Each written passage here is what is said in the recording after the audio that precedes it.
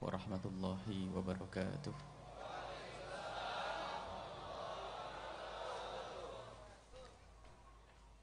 Alhamdulillah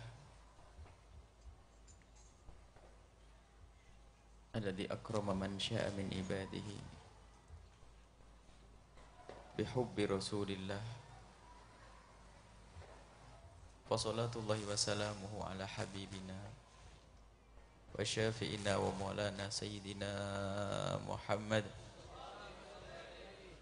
wa ala alihi al-mutahharin wa ashabihi tayyibin wa tabi'ina lahum bi ihsanin ila yaumiddin. Allahumma ya rabbana urzuqna ya rabbana mahabbata habibika sayyidina Muhammad wahsurna yawmal qiyamati ma'a zumratihi wa tahta liwa'ih. Allahumma ya rabbana wa ya ghafirat dhunubi ighfirid dhunub wa ya mufarrijal kurubi farrijil kurub wa ya satiral uyub isturil uyub ya allamal ghuyub ibarakatil habibil mahbub. Allahumma ya rabbana urzuqna taubata qabla al-maut wa syahadata inda al-maut wal jannata ba'da al-maut. Amma ba'du. Yang kami cintai, yang kami muliakan, para pecinta-pecinta Nabi Muhammad sallallahu alaihi wasallam, sungguh kami berprasangka baik bahwasanya yang datang ke tempat ini adalah hanya pecinta-pecinta Nabi Muhammad sallallahu alaihi wasallam, yang di dalam hatinya tidak ada benih cinta dan tidak ada cinta kepada Rasulullah. Susah untuk menghadiri tempat yang seperti ini, harus meninggalkan rumahnya, bahkan mungkin harus meninggalkan kegiatannya, dan memohonlah kepada Allah semoga perkumpulan kita ini adalah perkumpulan yang menjadi muqaddimah perkumpulan kita kelak di surga bersama Nabi Muhammad sallallahu alaihi wasallam. Sebelum kita lanjutkan acara ini, ada perlu kami sampaikan hal yang amat penting melebihi daripada pengajian itu sendiri, yaitu keinginan kita untuk berubah, koreksi diri kita sendiri. Berapa kali kita menghadiri acara seperti ini, dan berapa kali kita menghadiri pengajian-pengajian. Yang perlu kita tanyakan kepada diri kita sendiri, sudahkah ada perubahan di dalam diri kita? Dan sudahkah ada perubahan di dalam rumah tangga kita? Sudahkah ada perubahan dalam keluarga kita? Jangan sampai hadirnya kita ke tempat ini hanya sekedar rame-rame saja, latah, ikut-ikutan melihat orang berkumpul, kita pun berkumpul.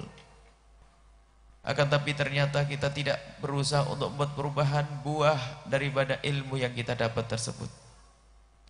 Semoga Allah memberikan kepada kita ilmu yang bermanfaat, ilmu yang menjadikan kita berubah.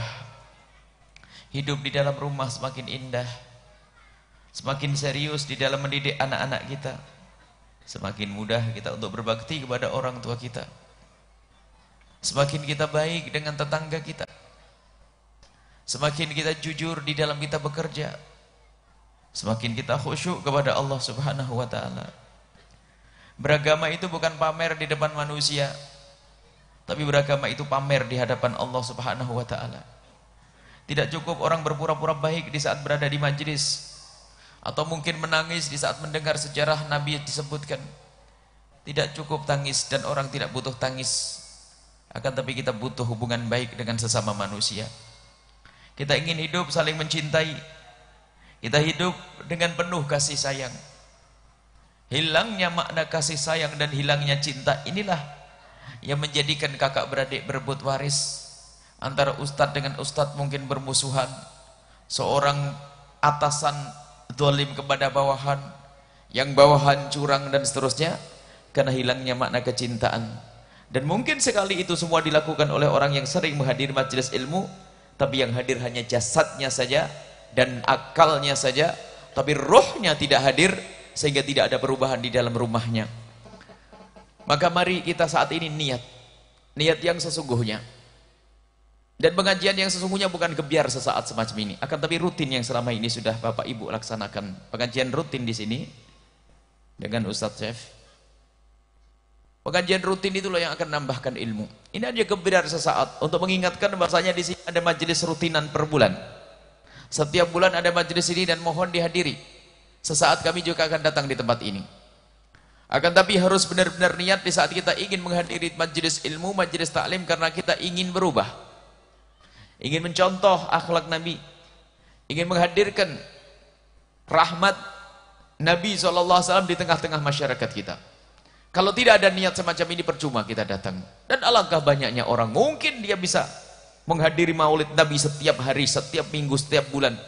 Tapi bukan itu yang diinginkan oleh Rasulullah. Tapi Rasulullah ingin kita berubah. Rasulullah kita ingin menjalankan sunnah itu adalah di rumah kita. Rasulullah ingin kita meniru Nabi Muhammad di dalam kehidupan kita sehari-hari. Maka harus ada niat di dalam hati kita. Jangan kita menjadi orang munafik-munafik. Seolah-olah dengan Nabi, seolah-olah dengan Nabi. Ada di zaman Nabi itu orang makan dengan Nabi, orang sholat dengan Nabi, orang berperang dengan Nabi, tapi hatinya tidak dengan Rasulullah, hatinya munafik. Kalau dilihat secara jasad lebih hebat daripada kita saat ini. Bagaimana melihat Nabi, dianggap sebagai sahabat Nabi, akan tapi dia munafik. Abdullah bin Ubay bin Salul, banyak orang munafik pada zaman itu. Seolah-olah bersama Nabi, akan tapi mereka adalah munafik. Maka jangan sampai kita ini seolah-olah dengan Rasulullah. Maulid. Akan tapi ternyata kita tidak berusaha untuk mencontoh Nabi, menghadirkan akhlak Nabi di rumah kita. Nah, untuk bisa menjalankan itu semuanya, menghidupkan sunnah Nabi di rumah kita, bagaimana agar kita berubah di rumah kita? Kenali dulu Nabi. Dan baca sejarah Nabi, baca kehidupan Nabi, kenali Nabi. Bukan dengan akal saja, tapi baca cerita Nabi dengan hati. Kalau baca dengan akal mudah, orang bisa menghafal maulid Dibai, maulid Berzanji, maulid Habsyi. Bahkan mungkin bisa menceritakan sejarah Nabi dengan akalnya dan dengan lidahnya. Bukan itu, akan tapi bagaimana hati kita di saat membaca sejarah Nabi SAW. Mari saat ini ayo kita belajar membaca dengan hati, agar bisa kita rasakan di dalam diri kita. Kalau kita perlu mencontoh Nabi SAW, Nabi punya akhlak yang sangat mulia. Dan semua akhlak Nabi kalau kita terapkan menjadi indah. Akhlak Nabi kepada semua manusia. Akhlak Nabi kepada anak kecil, akhlak Nabi kepada orang tua, akhlak Nabi kepada pria, akhlak Nabi kepada wanita, akhlak Nabi kepada orang yang bermaksiat, akhlak Nabi kepada orang yang beribadah. Ada akhlak dan contoh dari Nabi SAW. Nabi adalah contoh yang sejati. Nabi adalah contoh yang sesungguhnya. Maka mari kita menghadiri acara maulid semacam ini untuk belajar. Untuk kita belajar. Untuk kita contoh. Tapi syaratnya membaca dengan hati. Bagaimana membaca dengan hati itu? Membaca dengan hati harus ada benih. Dan saat ini kita menanam benih di hati kita. Cinta kepada Rasulullah SAW. Orang membaca dengan akal itu begini contohnya. Dulu kita sering baca kitab Sahih Bukhari, Sahih Muslim. Cuman waktu itu kita hanya belajar, kita itu hanya untuk selesai dapat ijazah atau baca kitab Bulughul Maram selesai. Sehingga kita sering melewati hadis-hadis Nabi seperti matanakhama nukhamatan. Ada satu hadis misalnya, matanakhama nukhamatan illa wasaqatat fi kafi rajulin minhum fadallaka biha wajhahu. Ada disebutkan dalam kitab hadis bahwasanya Nabi tidak pernah membuang dahak kecuali dahak itu sudah ditangkap oleh sahabat Nabi kemudian diusapkan di wajah mereka. Dulu bacanya biasa saja dan mungkin tidak ngeh, tidak sadar kalau ternyata di sini ada makna bagaimana sahabat Nabi mengagungkan Rasul sallallahu alaihi wasallam. Itu baca kita sering lewati. Dan kita sering membaca sejarah Nabi adalah dengan akal kita, tapi tidak membaca dengan hati kita. Sehingga kalau hati tidak bisa membaca secara sejarah Nabi, tidak membaca perilaku Nabi, ya perilaku Nabi itu hanya sebagai pemahaman di akal kita. Kalau suruh cerita Nabi gimana akhlaknya baik, sifatnya pengasih, Nabi Muhammad dermawan, oh itu saja. Akan tapi kalau membaca dengan hati, kita akan meniru. Dengan hati, dengan penuh kecintaan, membaca dengan kecintaan, dengan rindu, ingin niru Nabi SAW, dihayati, diresapi, bukan sekedar kita baca dengan akal kita.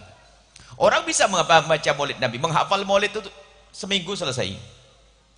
Apakah itu yang diinginkan? Saya hafal maulid tibai, saya hafal maulid berjanji lalu langsung bisa menjadi kekasih Allah? Oh tidak.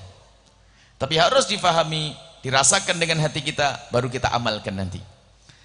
Baik, sekarang kita perlu membaca sejarah Nabi dengan hati. Nah, sekarang bagaimana menggugah hati kita agar di saat membaca cerita dari Rasulullah ini dengan hati. Baca kemuliaan Nabi SAW yang menyentuh hati kita. Nabi SAW sangat kasih dengan kita. Nabi sangat mencintai kita. Agar kita bisa tumbuh cinta dengan Rasulullah, Nabi sangat mencintai kita. Dan sungguh setiap saat Nabi itu menangis.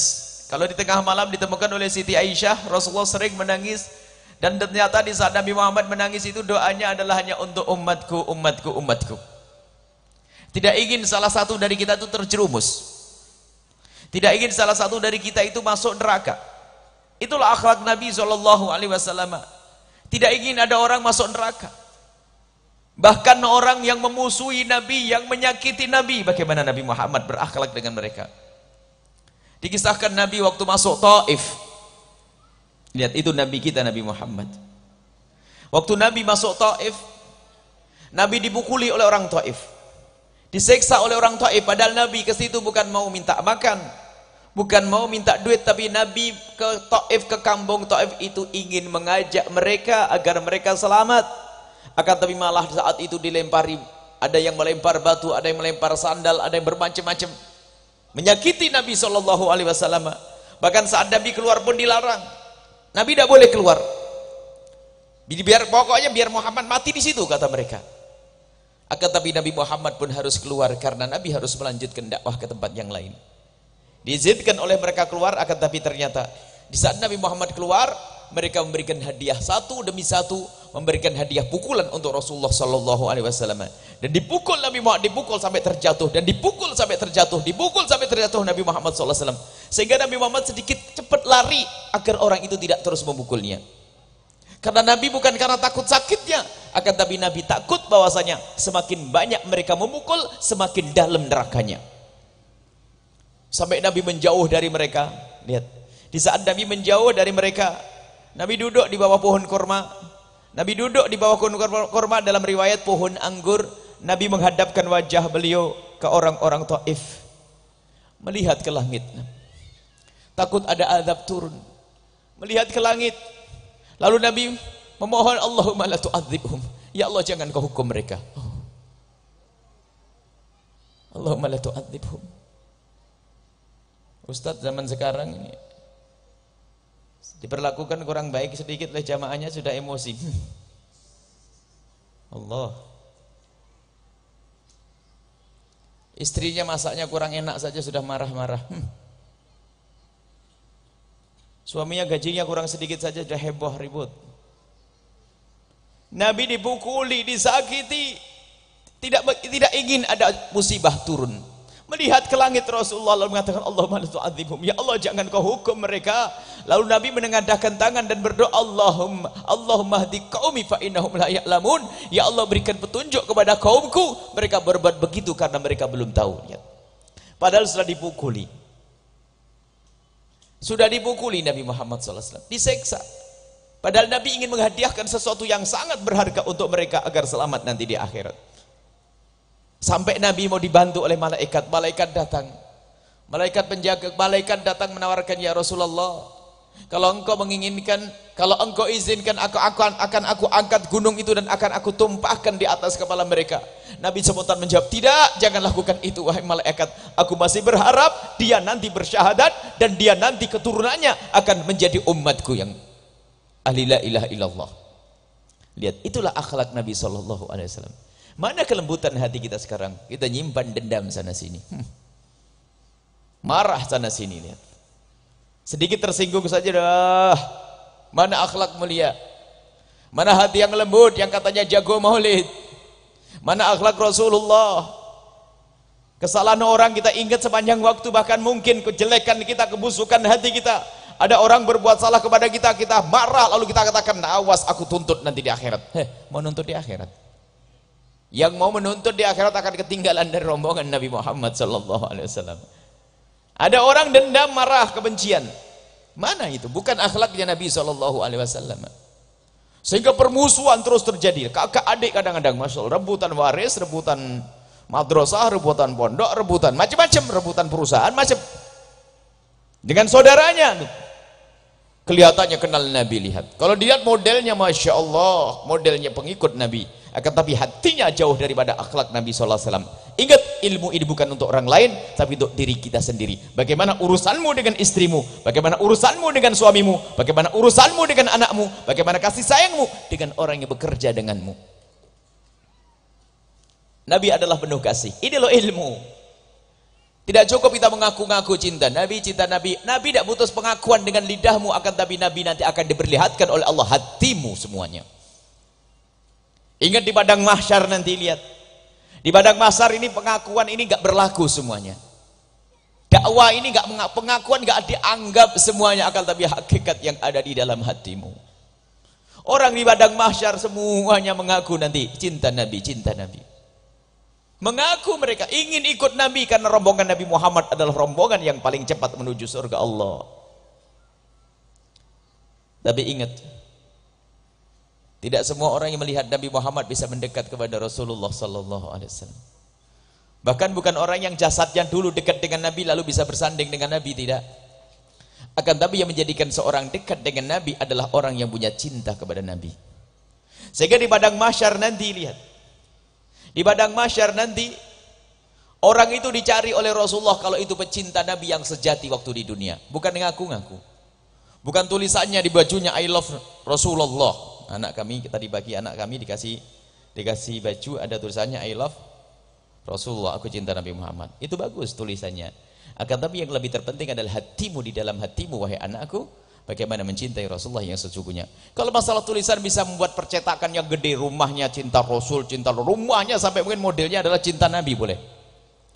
Tapi bukan itu yang dicari, akan Nabi hakikat di dalam hatimu. Tapi perlu memang lahir itu untuk menggugah orang lain agar mencintai, tapi sesungguhnya yang dibutuhkan adalah hati. Hati bagaimana mencintai Rasulullah sallallahu alaihi wasallam. Diketahuilah di padang mahsyar itu mengerikan, di padang mahsyar, padang mahsyar, padang mahsyar. Orang yang di dunia ini mengaku bercinta Nabi Muhammad, nanti di padang mahsyar pun masih mengaku.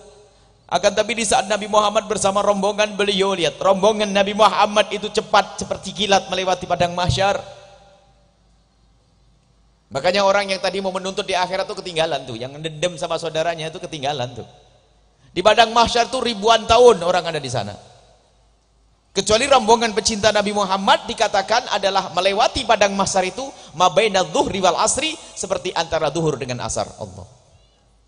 Bagi orang lain puluhan ribu tahun, tapi bagi pengikut Nabi, pecinta Nabi, bukan sekedar pengikut Nabi, bagi pecinta Nabi yang ikut rombongan Nabi Muhammad, mabaina dhuhri wal asri, seperti antara zuhur dengan asar, kilat. Yang ngedendam itu, yang masih mau menuntut tadi ketinggalan. Saya masih menuntut, ketinggalan. Apalagi masih punya permusuhan, kedoliman, wah ketinggalan, ngurus kedolimannya ini. Aku pernah mukul si A, ngambil duitnya si B. Pun demikian dia masih mengaku, ya Rasulullah, jangan tinggal kami ya Rasulullah. Kami dulu menjadi pencintamu waktu di dunia. Jangan tinggalkan kami ya Rasulullah, kami umatmu. Nabi Muhammad menoleh, mana umatku? Kami ya Rasulullah. Orang di padang mahsyar melihat Nabi Muhammad, tapi tidak semuanya dekat dengan Nabi Muhammad. Yang bisa dekat dengan Nabi Muhammad adalah yang dicari oleh Rasulullah. Dan Nabi akan menyapa para pecinta-pecinta, dan Nabi menyapa seperti halnya nanti di dunia Nabi menyapa kita. Sebelum di padang mahsyar, sebelum di alam barzah, pecinta Nabi Muhammad akan didatangi oleh Rasulullah. Dalam Al-Quran disebutkan, wa abshiru bil jannati allati kuntum tu'adun. Bergembiralah kepada ahli iman, pecinta Rasulullah, di saat mau meninggal nanti akan ditampakkan surga. Dan paling indahnya, orang yang paling indahnya surga adalah Nabi Muhammad SAW. Jadi di saat orang mau mati itu ditampakkan surga dan dia bergembira sehingga rindu untuk segera masuk surga, dan di situ tampaklah Nabi SAW. Dan Nabi menyambut saat itu, menyambut rohnya orang yang ahli husnul khotimah, pecinta Rasulullah sallallahu alaihi wasallam. Di dunia dicari oleh Rasulullah. Di akhirat Nabi dicari oleh Rasulullah sallallahu alaihi wasallam. Dicari oleh Rasulullah.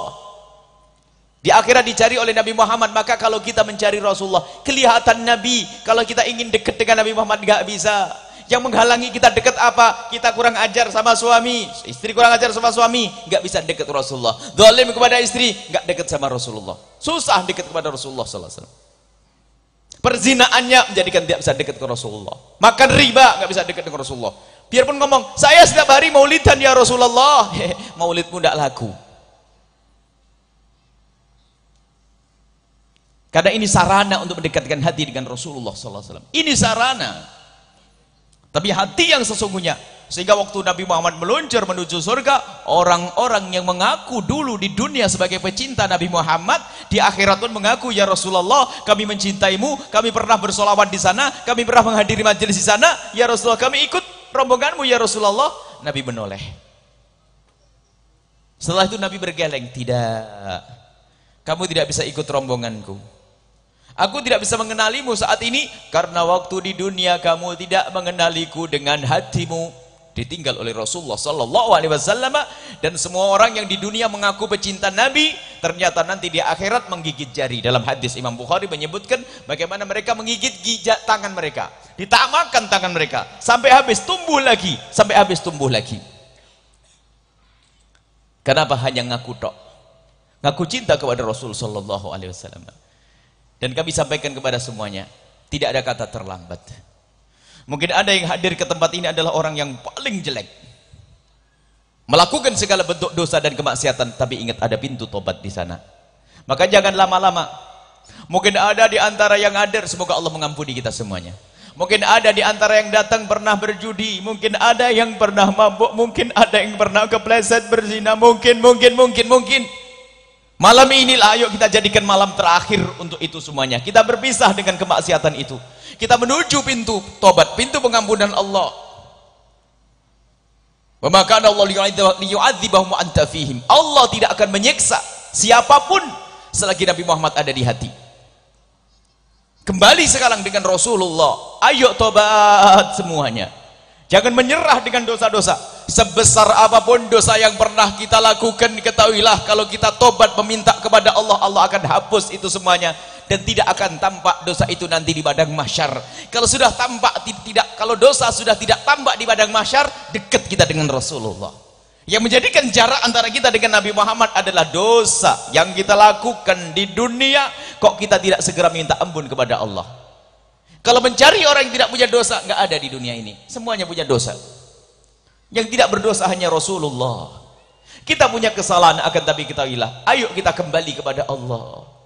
Maulid kita ini maulid untuk kembali. Bukan sekedar berbangga dengan kita ini. Mungkin mengangkat bendera Al-Bahjah, Al-Bahjah, Al-Bahjah. Apa itu Al-Bahjah? Jika hati kita tidak dengan Rasulullah, tidak akan menghantarkan ke surga Al-Bahjah. Sekarang perlu kita serius membuat perubahan. Yang di rumah ada banyak kejahatan misalnya, yang memutus tali persaudaraan, segera ayo akhiri itu semua. Tobat, merendah, kita harus tawadhu, memulai dengan meminta maaf. Jangan sampai kita dikagetkan oleh malaikat Israel. Setelah itu tidak berguna lagi penyesalan kalau sudah malaikat Israel datang kepada kita. Ayo semuanya. Yang sama suami kurang ajar, ketahuilah hak seorang suami lebih gede daripada hak orang tua. Yang kurang ajar sama suami tidak akan bisa ditolong, itu tidak di dunia, tidak di akhirat, bakal bencana. Suami yang dolim kepada istri, ketahuilah itu amanat yang kau ambil dengan kau biltu nikah dengan akad. Kalau berbuat dolim kepada istri, neraka jahanam. Mau apa lagi? Karena semestinya suami istri adalah dengan keindahan, dan anak itu adalah amanat, harus kita antarkan kepada kemuliaan. Dan tanyakan kepada diri sendiri, anakmu sekarang ada di mana? Baik, inilah yang harus kita hadirkan. Kemudian kita harus semakin kenal Nabi, baca dengan hati. Kita ingin niru Nabi. Nabi seperti itulah. Nabi sangat penuh kasih. Langsung kita terapkan diri kita. Nabi rahmat, Nabi memaafkan. Kita tidak perlu mendendam kepada siapapun. Yang punya dendam, ayo selesaikan hari ini. Nabi sangat memaafkan. Bahkan Nabi lihat kalau urusan pribadi diolok, Nabi diolok, diri beliau diolok dan dicaci, Nabi tidak pernah marah. Tapi kalau urusan agama Allah diganggu, tidak ada yang bisa menghentikan amarahnya Rasul. Kita boleh marah kalau urusan agama, tapi kalau urusan pribadi, ada saudara kita nyaci kita, saudara kita ngolok kita, hak kita diambil, lapang. Dan semuanya akan ada hitungannya di hadapan Allah. Misalnya ada saudara kita mengambil duit kita, di dunia kehilangan, tapi kita ikhlas, lega, akan kita petik nanti di akhirat. Dan kehidupan di akhirat adalah lebih baik. Sehingga sampai orang-orang yang duitnya diambil sama orang yang didolimi itu, setelah di surga nanti begitu besarnya pahala yang ia dapat, mereka berkata, ya Allah, kenapa kok tidak semua saja yang dicuri oleh saudaraku? Kenapa kok cuma 10 juta yang diambil saudaraku? Kenapa kok tidak dihabisin sama saudaraku biar pangkatku lebih tinggi nanti di surga? Baik, langsung kita lanjutkan. Bagaimana kita membaca Rasulullah dengan hati kita? Akhlak Nabi Shallallahu Alaihi Wasallam. Nabi sangat cinta kepada umat beliau. Nabi itu sering menangis lihat. Nabi sering menangis lihat umat beliau. Bahkan dikisahkan, disebutkan bahasanya saat ini pun disodorkan kepada Rasulullah. Kalau ada amal baik dari umat beliau, beliau mengucapkan syukur kepada Allah. Jika ternyata ada maksiat, beliau bersedih. Dan Nabi di dalam sholat beliau, di tengah malam ditemukan oleh Siti Aisyah, beliau dalam keadaan menangis terseduh-seduh. Setelah menangis terseduh-seduh, ditanya oleh Aisyah, apa yang kau pikirkan ya Rasulullah? Beliau mengatakan, aku mikir umatku. Kasih sayang Nabi SAW. Dan sekarang lihat, bagaimana kita itu punya kasih sayang melihat orang maksiat. Kita sering sombong melihat orang bermaksiat. Awas, hati-hati. Yang katanya ahli ibadah, yang katanya jago ibadah, yang katanya jago itikaf, yang katanya jago solawat, yang katanya jago zikir, bagaimana engkau melihat orang bermaksiat di kiri kananmu? Awas, awas, jangan melihat mereka dengan pandangan merendahkan. Kalau kita melihat mereka dengan pandangan merendahkan, akan dicabut hidayah kita oleh Allah. Pandang mereka dengan mata kasih. Siapa di antara kita yang di saat melihat orang yang mabuk lalu menangis, menitikkan air mata lalu mohon kepada Allah, ya Allah, itu tetanggaku yang di gardu mabuk, ya Allah, berikan bimbingan dan petunjuk, ya Allah, ampuni dia. Atau dengan kesombongan kita melihat mereka, semakin orang dekat kepada Allah, semakin indah perilakunya. Semakin orang dekat kepada Allah dan Rasulullah, lihat, semakin penuh kasih hatinya. Semakin orang dekat kepada Allah dan Rasulnya, semakin prihatin di saat melihat kemaksiatan. Bukan menyombongkan diri, bukan seolah-olah punya surga, tidak. Sekarang kita perlu lihat, ini praktek, kita perlu langsung praktek kita. Langsung ya, nggak usah ilmu hayal lagi. Bagaimana di saat kita melihat ada orang, mendengar berita ada orang berzina. Imam Muhammad, salah satu dari cucu Nabi SAW, mendengar berita bahasanya tetangga di sana imam ada yang berzina, tiba-tiba beliau menangis terseduh-seduh. Lalu orang yang di kiri kanannya berkata, Imam, apakah dia kerabatmu atau saudaramu atau kau kenal dia? Imam menjawab, itu semuanya tidak. Bukan kerabatku dan aku tidak kenal dia. Lalu kenapa engkau menangis? Yang aku sadari bahasanya umat di sini adalah umat Nabi Muhammad semuanya, berarti yang telah berzina adalah umat Nabi Muhammad. Kemudian beliau minta ampun, ya Allah, ampuni dia dan tutup aibnya, ya Allah. Zaman sekarang senang menggunjing tetangganya yang selingkuh, selingkuh, selingkuh, selingkuh, selingkuh. Neraka mulutnya wanita yang seperti itu. Neraka mulutnya laki-laki yang semacam itu. Jaga kalau ada tetangga kita melakukan kemaksiatan, tolong ditutup. Dan kalau ternyata hati kita belum hidup, belum ternyuh, awas, hati yang mati tidak ada cinta ke Rasulullah. Nabi menangis lihat umatnya melakukan kemaksiatan. Kok kita malah tertawa? Kadang tepuk tangan, syukurin tuh maksiat tuh. Karena kita dendam sudah lama, misalnya mungkin kita marah dengan seorang bapak atau seorang ibu. Giliran anaknya berzina, tepuk tangan tuh, syukurin tuh, celaka anakmu. Loh, kok? Alangkah busuknya hati kita saat itu. Mana ternyuh kita itu? Mana hati kita yang hidup? Coba dilihat kalau kita melihat orang maksiat, hidupkan hati kita. Itu hati Rasulullah SAW. Melihat orang bermaksiat, hendaknya kita ternyuh. Itu akhlak Nabi, rahmat Nabi SAW. Nabi melihat umatnya yang bermaksiat menangis, maka dari itu ayo kita belajar. Kalau memang kita senang hadir maulid Nabi SAW, pandang mereka dengan pandangan kasih sayang. Kalau kita melihat orang yang berjudi, jangan sekali-kali kita mencaci dulu, tapi hadirkan permohonan kepada Allah, ya Allah, ampuni mereka. Perzinaan, termasuk mungkin lihat tetangga kita adalah yang masih makan riba. Sudahlah, hentikan menghinakan orang lain. Hentikan untuk mencaci orang lain. Hentikan untuk menggunjing. Menggunjing orang berzina lebih gede daripada zina itu sendiri. Kadang menggunjingnya di musola habis pengajian tuh lihat, tetangga tahu enggak yang itu kemarin selingkuh di bawah laki-laki tuh. Habis pengajian masih megang Al-Quran tuh loh, masuk neraka dengan Al-Quran yang dibawanya. Masuk Al-Quran, megang Al-Quran, dia tataknya menggunjing orang. Lihat, kita perlu belajar yang sesungguhnya. Bagaimana urusan kita dengan orang bermaksiat? Ayo kita pandang mereka dengan pandangan kasih. Ketahuilah orang yang katanya jahat hari ini bisa menjadi soleh dan baik di esok hari. Maka jangan sekali-kali kita memandang mereka dengan pandangan merendahkan.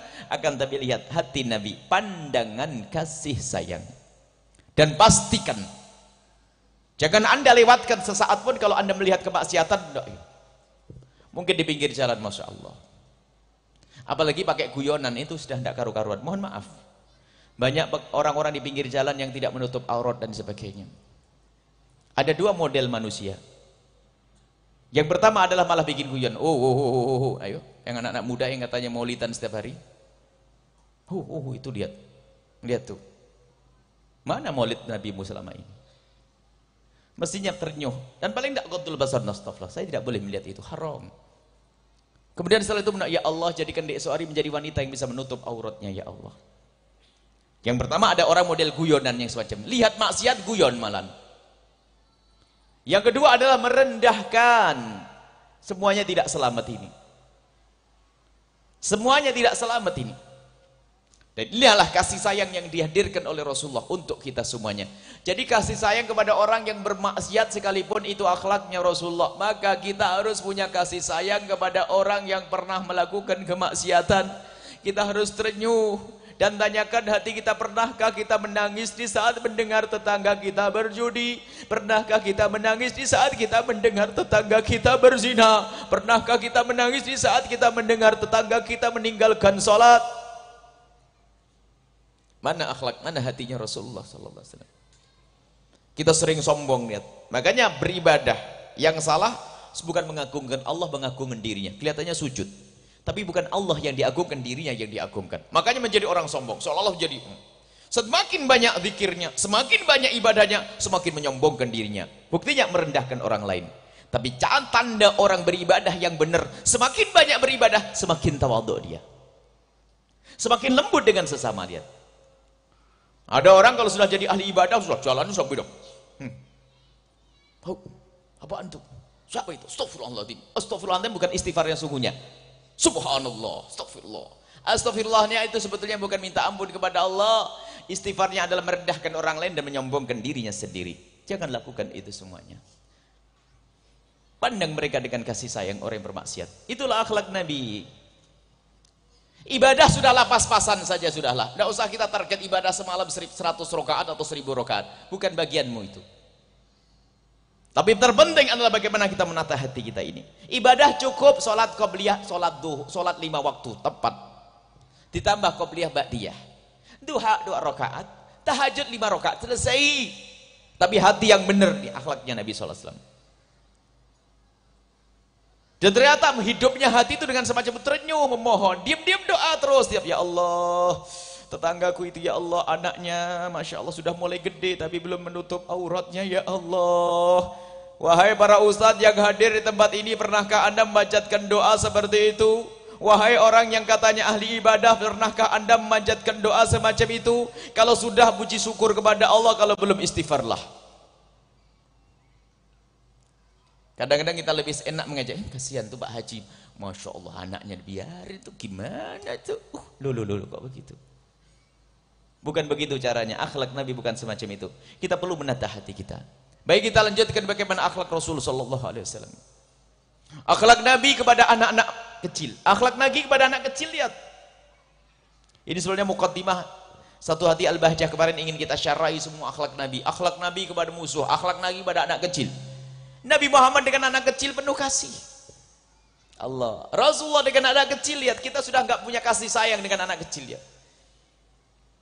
Nabi lembut dengan anak kecil. Pernah suatu ketika Sayyidina Anas bin Malik Sayyidina Anas bin Malik itu dihibahkan oleh ibundanya untuk bersama Rasulullah. Ibundanya datang kepada Rasulullah, namanya Ummu Sulaim, berkata, "Ya Rasulullah, semua orang Madinah menghadiahkan kepadamu dengan bermacam-macam kekayaan, tapi saya tidak punya kekayaan, maka aku menghadiahkan kepadamu anakku yang bernama Anas ya Rasulullah." Baik, diterima oleh Rasul. Namanya anak kecil. Diajak Nabi Muhammad khidmah kepada Nabi, tapi kadang-kadang main, khidmah, main. Dan Nabi membiarkan. Suatu ketika di saat jalan dengan Nabi, lihat anak kecil bermain, Sayyidina Anas ikut main. Apa yang dilakukan oleh Rasulullah? Ngelihat Sayyidina Anas itu main, Nabi melihat dengan senang. Perhatikan di saat Sayyidina Anas main. Di saat Sayyidina Anas main, lengah. Tiba-tiba Sayyidina Anas menemukan ada orang yang menutup matanya. Kayak ditutup matanya. Lalu Sayyidina Anas bercerita bahasanya, saat itu aku sadar bahasanya yang menutup mataku adalah Rasulullah sallallahu alaihi Sayyidina Muhammad. Ikut main dengan anak-anak kecil. Lalu Sayyidina Anas ditanya, bagaimana kok kamu langsung tahu kalau itu Rasulullah? Aku tahu kalau itu Rasulullah dengan dua tanda. Yang pertama apa? Tangannya sangat lembut. Yang kedua, tangannya sangat wangi. Sallallahu alaihi Sayyidina Muhammad. Lihat. Apa sih salahnya kalau kita melewati ngeliat anak kecil, kita sapa sebentar, sayang, baik dan sebagainya. Allah, kelembutan hati Nabi sallallahu alaihi wasallam. Sayyidina Rasulullah pernah mencium Sayyidina Hasan, mencium bibirnya, dicium Sayyidina Hasan, putra beliau, cucu beliau. Ada namanya Aqra' bin Hasib. Ada salah satu sahabat Nabi yang menemukan Nabi Muhammad mencium cucu beliau itu terheran. Lalu berkata, sungguh aku punya anak 10, aku tidak pernah mencium anakku. Nabi berkata, man la yarham la yurham. Yang tidak pernah punya kasih sayang tidak akan mendapatkan kasih sayang dari Allah. Ternyata ini juga akhlak Nabi. Lihat, indah dengan anak kecil dia sapa, Masya Allah sayang. Muntah-muntah Ustaz. Mikir. Stop. Anak kecil. Anak kecil. Perlu dikasih sayangi mereka. Akhlaknya Rasulullah SAW. Disapa. Kadang bapaknya sama anaknya saja sudah sama, langsung ke komputer, HP, laptop. Sana mikir sana, ada bapak lagi sibuk nih. Bapak lagi sibuk. Anaknya pengen main saja nggak bisa. Model apa ini? Kayak lebih hebat. Kayak lebih hebat dari Rasulullah SAW. Mana kelembutan hatimu yang katanya pengikut Nabi SAW? Ini yang perlu kita tanyakan untuk kita sendiri.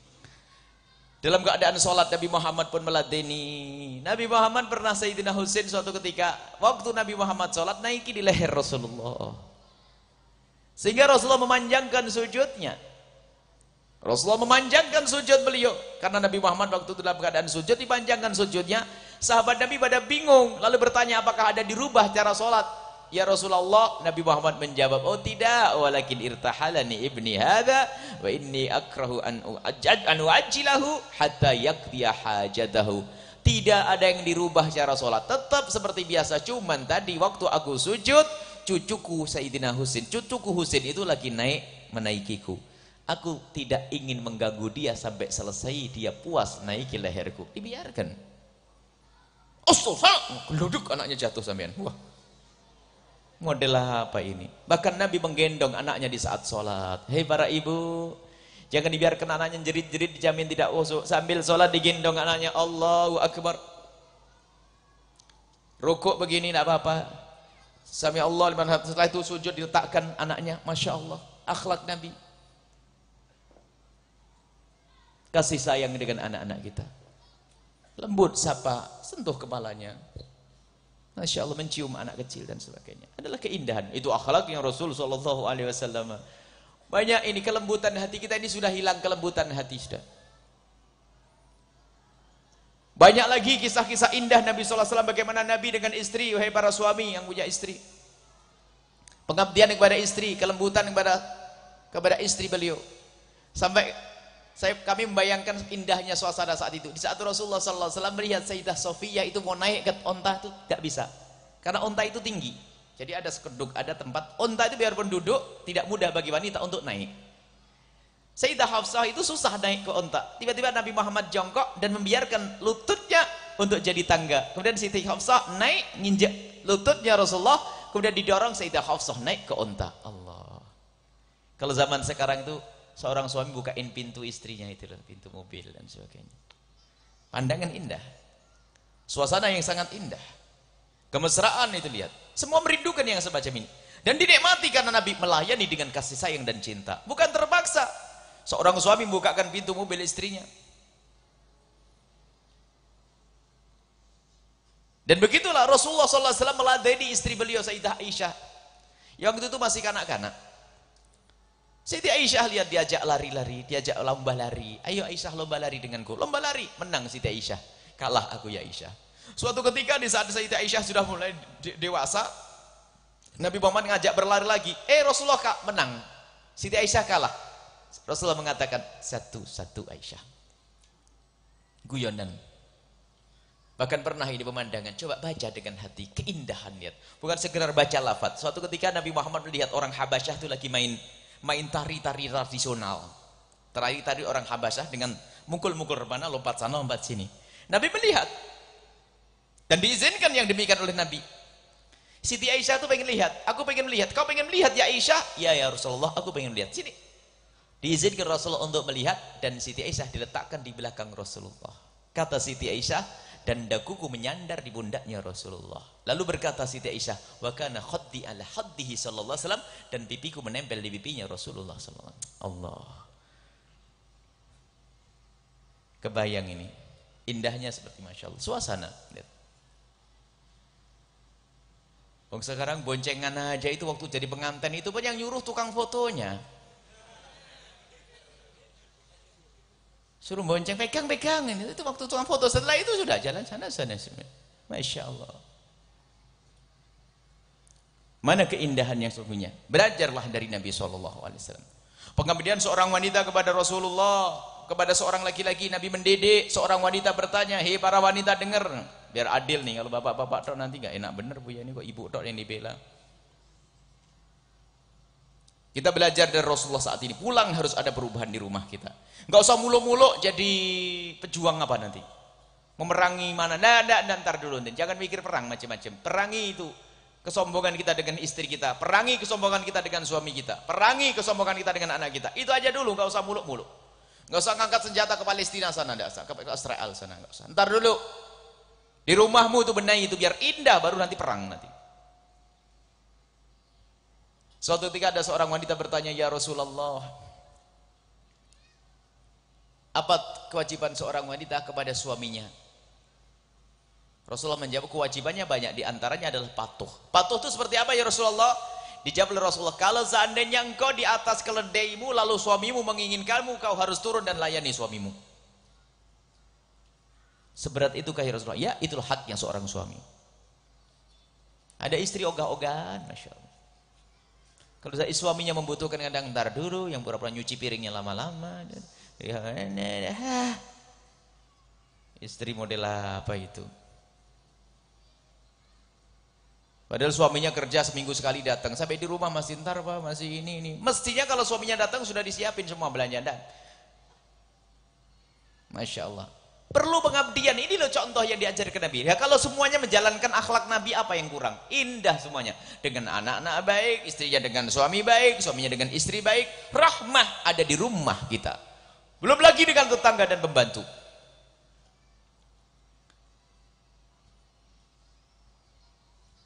Sampai dengan pembantu, ya Allah, kita malu dengan. Di saat mendengar satu kisah, man ja'a khadimun bi ta'amihi, kalau ada seseorang untuk makan bersama, jangan dianggap seperti orang asing, karena dia kau ambilkan, kau ajak duduk makan bersama, kalau tidak kau ambilkan dari bagian makanan itu, suruh makan, karena dialah yang yataharraya, yang telah menjaga tukhanahu, tukhan itu asapnya, dan harrohu, dan panasnya. Artinya apa? Pembantumu yang telah sibuk memasak, memasakmu, jangan sampai dia itu masak nggak pernah merasakan masakanmu. Mungkin tidak harus makan bareng, mungkin kita harus privasi khusus dengan istri, tapi jangan sampai dia tidak merasakan makanan yang kita makan. Masya Allah. Pembantunya suruh belikan sate, cuman 10 karena berdua dok. Pembantunya dapat daunnya dok. Subhanallah. Kalau diikuti akhlak Nabi, paling enggak ya sudahlah, kalau sate bagi 2, biarpun tidak bisa pembantunya 1, kita 4, berarti 4, 8, sisa 2, lumayan. Dikurangi kan, dikurangi 1. Bakso beli 2 mangkok dok, suami istri, nggak apa-apa, karena pembantu yang ikut melayani. Pentolnya ada 5, sudah mah kita kira diberkahi. Kalau 3, nanti pembantunya dapat 2, berarti 4, kalah dong kita sama pembantu. Bingung, paling tidak ya sudahlah kalau begitu satu-satu, lumayan. Ikut merasakan. Subhanallah, itu akhlak yang diajarkan Nabi SAW. Bukan diasingkan, bukan dipinggirkan, itu bukan akhlak Rasulullah. Sudahlah, kita perlu membaca langsung kita praktekkan. Jangan sampai cerita Nabi itu hanya sekedar cerita. Kayak kita ngelihat selesai. Coba langsung ke aku nih, bisa enggak kayak begitu? Sudah waktunya kita membaca sejarah Maulid Nabi seperti itu. Aku nih lihat, langsung di rumahku. Yang merasa punya pembantu lalu tidak peduli, sekarang tobat. Dan itu jadi sedekah, itu jadi amal baik yang dilihat oleh Allah dan Rasulullah. Bukan sekedar sedekah saja, tapi menjadikan Nabi Muhammad senang karena kita meniru Rasulullah SAW. Nah, begitulah nanti setiap hari kalau kita menjalankan amalan-amalan langsung kita terapkan. Membaca sejarah Nabi langsung kita untuk kita. Kalau Nabi Muhammad sudah beres ceritanya Nabi Muhammad sudah mulia, ahli surga, surga tertinggi, surga Firdaus, mulia semuanya. Lalu kita untuk apa membaca itu? Kalau untuk membaca begitu sejarah Nabi tidak akan berubah, mulia. Tapi kita membaca sejarah Nabi untuk aku. Ayo. Jangan sampai kita seperti orang kafir. Menulis sejarah Nabi hanya bisa menyanjung Nabi tapi tidak untuk dirinya sendiri. Buktinya mereka tidak beriman. Ada menulis sejarah orang kafir, menulis sejarah Nabi dan jilid tapi tidak untuk dia sendiri, hanya senang mengumpulkan cerita. Jangan sampai kita tergolong orang yang semacam ini. Baca satu indah. Amin. Mesra, oh enaknya. Dengan anak penuh kasih. Dengan pembantu peduli dia. Dengan tetangga pun baik. Allah. Apalagi setelah itu, keindahan di dunia sebelum masuk di akhirat nanti. Itulah Maulid Nabi kita, bukan sekedar kita kumpul di tempat ini. Dan itu tanda cinta kepada Nabi Muhammad. Jadi kalau kita membaca Nabi, kemudian untuk kita terapkan, itulah cinta yang sesungguhnya. Sebab orang mencintai itu rumusnya sederhana, berusaha untuk ngikuti. Karena cinta itu adalah hakikat, bukan ngaku cinta. Cinta itu rasa di dalam hati. Ada kekaguman, kemudian mencintai, senang niru, pasti itu otomatis. Seperti itu loh orang yang mencinta bola saja, lihat pengen kaosnya kayak pemain bola, rambutnya niru. Yang cinta sama artis, lihat goyangnya, jalannya pun niru-niru tuh. Otomatis tuh di hati, kekuatan di dalam hati. Tapi kalau orang pura-pura ngaku aku mengidolakan, ngaku tok, nggak mau niru. Bahkan mungkin malu untuk menirunya. Tapi kalau yang sudah mengidolakan secara sesungguhnya, lihat, mohon maaf, kulitnya pun tidak terlalu putih, juga tidak terlalu hitam. Misalnya, mengidolakan, lihat, seorang artis yang kulitnya sangat putih mungkin. Lah kok dandanannya niru, akhirnya menjadi kayak topeng. Gak sadar, ada banyak anak-anak yang tergandrung dengan artis, niru lipstiknya artis, niru dandanan rambutnya artis, tapi tidak sadar kulitnya berbeda. Dan model mukanya berbeda. Akhirnya menjadi kayak monster segala macam. Menakutkan. Ada orang, lah kenapa dia sudah tidak bisa melihat kalau dia itu tidak cocok pakai itu? Karena mengidolakan. Sama orang yang mengidolakan Rasulullah. Tentu kalau mengidolakan secara sesungguhnya dengan hati, mau tidak mau akan meniru Rasulullah. Mau tidak mau. Berarti yang dikhawatirkan kita itu pandai mengaku-ngaku. Kalau mengaku mah gampang. Siapa tidak merasa bangga mengaku? Orang disebut hebat itu semuanya senang biarpun tidak hebat. Karena Nabi Muhammad itu akhlaknya yang mulia. Makanya siapapun senang kalau dibilang kamu itu seperti Rasulullah. Akhlakmu maksudnya seperti Rasulullah. Cara jalanmu seperti Rasulullah. Itu kan lahirmu. Orang bisa berpura-pura akhlak lahir. Kalau ketemu orang sopan santun, lembut, Masya Allah. Gimana kabarnya? Wah, akhlaknya bagus. Orang itu santun. Karena dia seorang ustadz, Masya Allah. Tapi ternyata di rumah kalau ngomong sama istrinya, taringnya keluar. Bukan orang mulia yang demikian itu. Tapi hakikat akhlak di dalam hati. Apakah di depan manusia dengan orang banyak atau tidak ada, biarpun hanya istrinya tetap lemah lembut dia. Dan itulah yang harus kita hadirkan di dalam belajar kita. Maulid Nabi itu bukan hanya ramainya tok. Berantem lagi di rumah. Sekarang ayo kita pulang ke rumah, beresin urusan kita. Yang berebut waris segera beresin sebelum ajal tiba. Malaikat Israel mencabut. Orang yang mati dalam keadaan memutus tali persaudaraan, neraka jahanam. Segera minta ampun, minta maaf. Yang biasa menggunjing berhenti. Dan begitulah hendaknya kita belajar akhlak Nabi SAW. Dan ketahuilah orang kalau sudah mencintai Nabi Muhammad, lihat, mudah mengikuti Nabi Muhammad SAW. Dan kalau sudah mencintai Nabi Muhammad, akan dicari oleh Rasulullah. Mencintai Nabi Muhammad pertama mudah niru Rasulullah. Niru yang sesungguhnya, lihat. Kemudian setelah meniru Rasulullah dengan mudah, maka nanti akan dicari oleh Rasulullah. Kemudian yang ketiga akan mudah, akan susah melanggar Nabi Muhammad. Melakukan kemaksiatan itu susah kalau orang aku cinta Rasulullah. Kenapa? Harus kita tahu bahwasanya semua kemaksiatan yang kita lakukan itu penghalang antara kita dengan Rasulullah. Artinya di saat kita melakukan satu kemaksiatan hendaknya segera tobat, memohon ampun kepada Allah agar tabir ini disingkap, agar penghalang ini hilang dari kita. Semuanya berdosa. Mungkin sesaat kita lagi jalan habis bekerja ngelata kita melihat yang haram. Malam hari sebelum tidur istighfar, ya Allah tadi aku waktu naik motor, ya Allah lagi macet, tiba-tiba ada anak gadis yang membuka aurat di depan, ya Allah ampuni saya semua. Ingat, jangan cuek saja, sebab ada orang yang sudah biasa dengan dosa sehingga cuek terus, sehingga tidak pernah menyesali dosa itu. Jangan dianggap sepele, itu akan dihitung nanti di hadapan Allah. Kemaksiatan yang pernah kita lakukan. Dan ingat, sebesar apapun dosa yang dilakukan seorang hamba, kalau hamba itu serius meminta ampun, Allah akan memaafkannya. Puji syukur kepadamu ya Allah, yang maha pengampun. Engkau maha pengampun ya Allah. Dibuka pintu maaf. Makanya jangan ada yang putus asa setelah hari ini. Sejelek apapun kita, ketahuilah Allah bisa merubah kita menjadi yang lebih baik. Ingat, mudah mengikuti Rasulullah. Yang kedua, kalau kita sudah mencintai Nabi Muhammad SAW, di samping mudah mengikuti Nabi Muhammad akan mencari kita. Mencari Nabi Muhammad, akan datang kepada kita. Sehingga ada orang yang didatangi Rasulullah, apakah didatangi dalam mimpinya, atau nanti di alam barzah, apa menjelang mati wafatnya, atau di alam barzah, atau kemudian di padang mahsyar akan dicari. Yang ketiga adalah jauh dari kemaksiatan. Makanya mencintai Nabi Muhammad adalah menjauhkan dari kemaksiatan.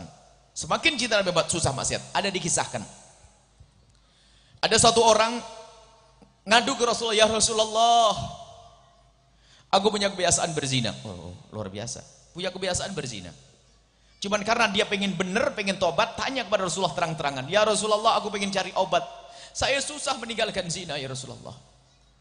Nabi Muhammad ngajak bicara dengan akalnya. Pak, kamu punya ibu atau tidak? Punya ya Rasulullah. Kamu punya anak perempuan? Punya ya Rasulullah. Kamu punya saudari perempuan? Punya ya Rasulullah. Baik, gimana kalau seandainya ibumu dizinai oleh seseorang? Tiba-tiba laki-laki itu berkata, tidak ya Rasulullah, aku tidak terima, akan aku bunuh orang itu. Bagaimana jika putri kesayanganmu dizinai oleh seseorang? Ya Rasulullah, akan aku bunuh orang itu. Bicara dengan akalnya, dia faham. Lalu Nabi mengatakan bahwasanya, berarti orang yang kau zinai, ketahuilah di saat kamu berzina dengan seseorang, pasti seorang wanita itu, kalau bukan ibunya seseorang, anaknya seseorang, atau saudarinya seseorang, pasti ada yang marah di sana. Dia diam sejenak. Dengan akalnya faham bahwasanya zina itu jelek. Tapi tiba-tiba dia berkata, tapi susah saya meninggalkannya ya Rasulullah. Susah meninggalkannya Rasulullah. Kemudian Sayyidina Muhammad melihat orang tersebut dengan pandangan khusus. Kemudian setelah itu apa? Disentuh dadanya, dipegang dadanya oleh Rasulullah. Tiba-tiba di saat seperti itu meneteslah air mata. Seketika itu laki-laki tersebut menggelengkan kepala dan berkata, ya Rasulullah, demi Allah, mulai detik ini aku tidak akan lagi melakukan zina. Dari mana itu? Dari pandangan. Pandangan Nabi ini disyarai oleh para guru-guru mulia. Kita perlu guru yang membimbing. Tarbiyah. Nggak cukup kita membaca kitab langsung bisa tobat. Perlu ada guru pembimbing. Untuk tobat ada guru pembimbing. Kadang-kadang betul kita duduk dengan seorang guru itu susah kita melakukan kemaksiatan. Hati tenang, hati tentrem, lihat. Dipandang oleh seorang guru. Karena pandangan guru nyambung kepada guru sampai kepada Rasul sallallahu alaihi wasallam. Makanya kalau kita pandangan dengan orang maksiat itu ketemu Fir'aun nanti itu. Matanya. Tapi guru yang nyambung sanad, sejuk. Pertama apa? Kemudian hatinya tiba-tiba dengan pandangan ada cinta ke Rasulullah. Makanya berguru itu penting. Dan sungguh kita merasakan kalau kita duduk dengan guru kita ini sudahlah, mau ngapain-ngapain susah. Maksiat itu sudah enggak kepikiran lagi. Dan itu bertahan kadang-kadang sampai sehari, 2 hari, 3 hari. Tapi semakin jauh maksiat lagi. Makanya harus kita punya guru pembimbing. Yang di saat kita melihat simahum fi wujuhi min athari sujud, kalau kita melihat wajah mereka menjadikan kita ahli sujud. menjadikan kita takut kepada Allah Subhanahu wa taala. Kemudian di samping itu akhirnya hatinya nyambung ke Rasulullah. Jadi harus ulama ini yang mendekatkan kita ke Rasulullah, bukan mengajari akal kita, bukan mengajari cerdas saja, tidak, akan tapi mendekatkan hati ke Rasulullah. Maka kita perlu ulama yang bisa menghadirkan Rasulullah di hati kita. Kalau sudah Rasulullah hadir di hati kita, menjadi seperti laki-laki tersebut. Demi Allah ya Rasulullah, saya tidak akan melakukan lagi kemaksiatan itu. Bukan ilmu di akal saja, tapi ilmu di hati. Maka disimpulkan para ulama, karena hatinya kenal Nabi Muhammad, maka susah melakukan kemaksiatan. Dan dia takut melakukan kemaksiatan, sebab kalau melakukan kemaksiatan semakin jauh dari Rasulullah. Dan sekarang bagaimana kita? Mengaku cinta Nabi masih maksiat, bohong itu. Sebab apa? Kalau orang mengaku cinta itu begini, contoh. Suami istri atau seorang suami sangat mencintai istrinya. Mencintai. Dan dia takut ditinggalkan, atau seorang istri takut ditinggalkan suaminya. Lalu suami mengatakan, aku paling tidak suka kalau kamu pakai baju yang itu. Ngerti suaminya tidak suka dan dia mencintai sang suami, pasti dipatuhi. Aku tidak akan pakai baju itu. Bahkan mungkin dibakar baju itu daripada suaminya marah. Dan Nabi mengatakan, kamu jangan lakukan itu, kamu jangan lakukan ini, jangan lakukan itu. Lah kok masih melanggar? Sudah begitu katanya aku mencinta Nabi Muhammad. Kalau dengar cerita Nabi Muhammad nangis-nangis. Nangis apaan itu? Orang munafik bisa menangis. Orang munafik bisa menangis di hadapan Nabi SAW. Menangis tapi munafik. Kita perlu menangis dari hati yang sesungguhnya. Membaca sejarah Nabi dengan hati. Sehingga akhlak Nabi, larangan Nabi pun harus kita anggap sebagai larangan.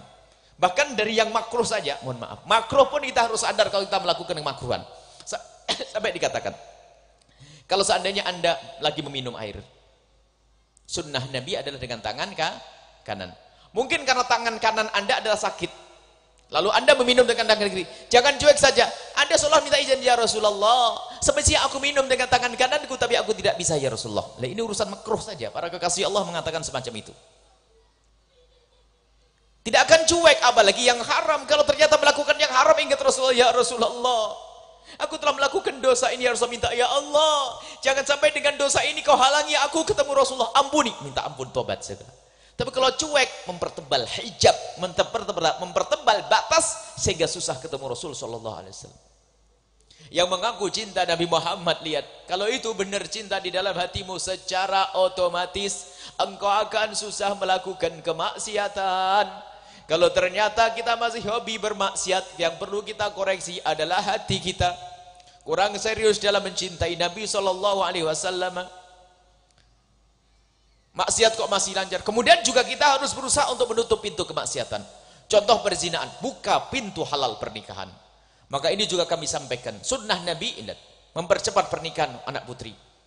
Sehingga di 3 hal yang harus dipercepat kalau orang meninggal dunia, segera dikubur. Kalau anak gadis sudah dewasa, maksudnya sudah layak dinikahkan, segera dinikahkan. Ini kami seru kepada semuanya, zaman-zaman rusak.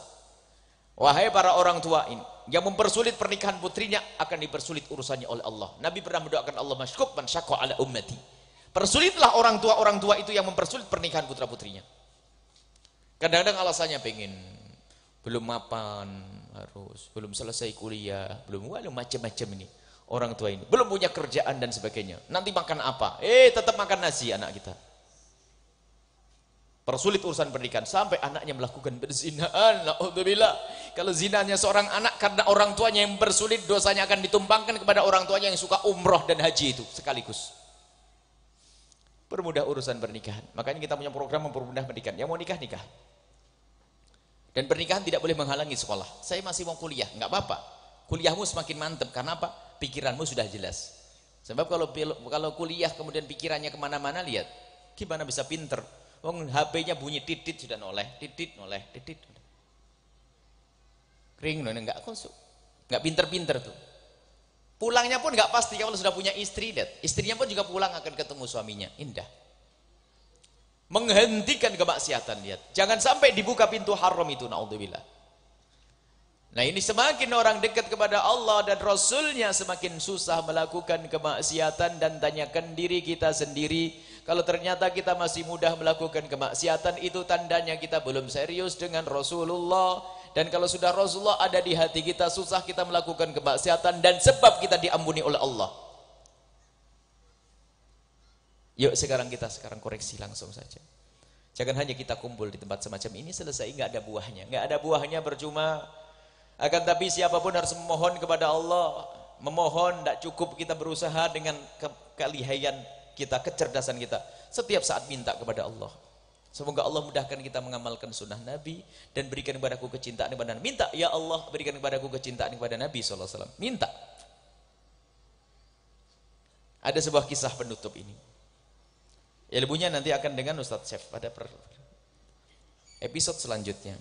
Ilmunya ini hanya sekedar membuka saja. Gimana cara belajar yang baik. Belajar itu bukan mengumpulkan ilmu di otak. Tapi ilmu adalah nur yang Allah titipkan di hati. Bukan di otak ini. Bukan hafalan di sini, bukan. Akan tapi nur yang Allah titipkan di hati. Jadi ilmu yang menghidupkan hati itu yang kita butuhkan. Sehingga betul Bapak Ibu, kita menemukan orang tidak alim. Ilmunya pas-pasan, tapi subhanallah, dia paling takut maksiat.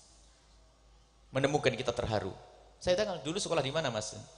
Saya hanya sarjana, Buya, tidak sempat ngaji. Masya Allah, sarjana, tidak sempat ngaji. Ngaji pun akhir-akhir ini hanya dengar CD-CD Buya dan sebagainya ini. Tapi takutnya kepada Allah. Dengar suara adzan, bingung sholat di mana. Lihat, astagfirullahaladzim, lihat ada gambar. Betul-betul hatinya takut kepada Allah. Lihat, bukan jaminan ilmu banyak, tapi hati yang kenal Allah dan Rasulnya menjadikan orang dekat kepada Allah. Ilmunya banyak kadang-kadang ngentengin loh. Enggak apa-apa, dosa kecil. Enak aja dosa kecil. Memang dosa kecil tidak menjadi sebab masuk neraka. Enak aja. Ada orang ngentengin dosa kecil. Biasanya yang punya ilmu malahan itu. Yang punya ilmu ngentengin. Ada qaul, ada pendapat ini. Tapi orang awam kadang-kadang Masya Allah. Lihat. Ibu kita temukan ibu di kampung bukan orang berilmu. Dia belajarnya nggak sempat. Ngajinya pun hanya sekedar ngaji nguping. Akan tapi Masya Allah bangun malam jam 2:30 sudah bangun sampai pagi. Sholat tahajud tidak pernah putus, duha gak pernah putus. Lihat, ibu-ibu tuh. Ustadznya di mana? Ustadznya di mana? Oh, ustadznya alasannya sibuk dakwah dia. Sehingga tahajudnya sering ditinggal. Oh ya Ustaz.